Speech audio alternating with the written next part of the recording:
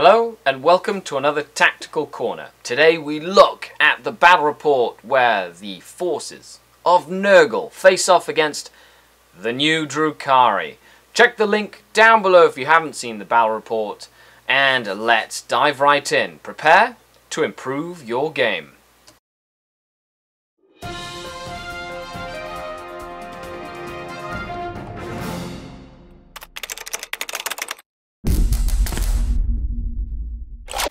Hello and welcome to the Tactical Corner, the segment where we look at the tactical stuff and talk about a game that happened earlier in the week. And the link is in the description. And this time we played a 2,000 or 1,500 point game against Nurgle.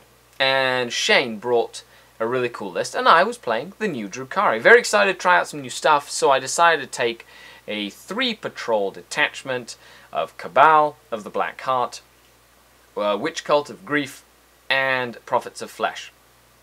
Combination of different things: Chronos, Talos, Grotesques, Raiders, Venoms, Cabalite Warriors, Witches, Reaver Jet Bikes, Ravager, essentially trying as many different things as possible to get a good feel for the new Codex. Now Shane was running a cool hobby army that he's been working on. Nurglings and some Demon Heralds and a Demon Detachment, Blight Drones, Plague Marines in Rhinos, Mortarion himself, and the Demon Prince that I loathe because that Demon Prince is nasty. The way he loads him out with a 4+ Feel No Pain and a Bounce Back Wounds at You relic armor and some Poxwalkers. So Shane, we're playing Maelstrom of War, and now he decided to play relatively conservative. Put a screen of Poxwalkers up. Great strategy to do with Poxwalkers. Always use a screen. And then put Mortarion and, you know, his heavy hitters towards the middle of the board. This allowed him to move and push to either side if I decided to flank him. Now, because my army is a lot faster, I decided to go all the way across the line in order to try and stretch his forces thin, with my Ravagers really holding the center, as I could then dedicate their firepower to the toughest part of the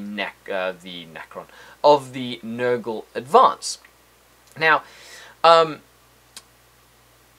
did use some Hellions in this game, and I want to talk a little bit about them. They moved up really quickly. They killed the unit that they decided to go kill, but as soon as there was any sort of firepower put towards them, they died.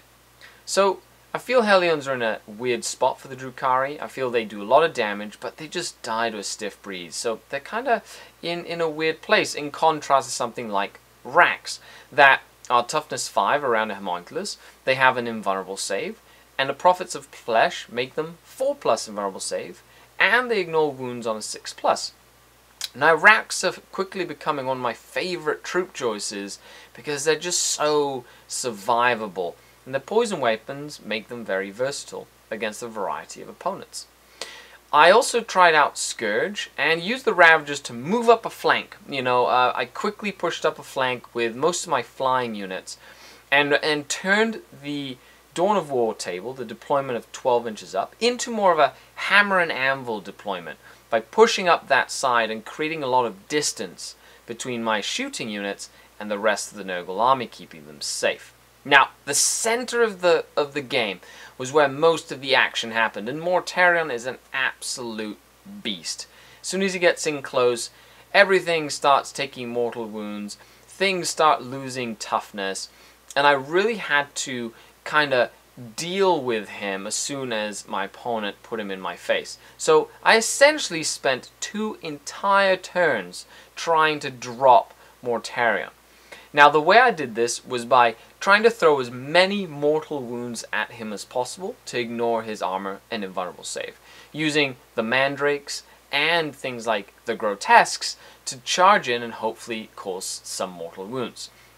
Now, I didn't do it on the first turn, but I did bring him down to half wounds. It was the second entire turn of dealing with him that then led me to create some sort of distance. Now you can see here in this shot how I turned the table into a hammer and anvil deployment, meaning that all the units that he had put on the far side of the table were now going to take a lot longer to get to my fire base, which helps the Drukhari when there's lots of room to maneuver and to play with. I love the Scourge with Haywire Blasters. They do work, and I highly recommend that you try them out.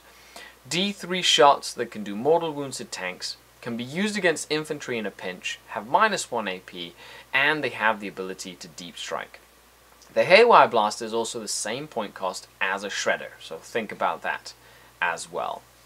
So last but not least, I really enjoyed this game. Now I did lose, but it was very, very close. Came down to 1 point at the end of the game, and this is kind of what you want when you're playing a friendly Maelstrom of War sort of game. So let me know what you think.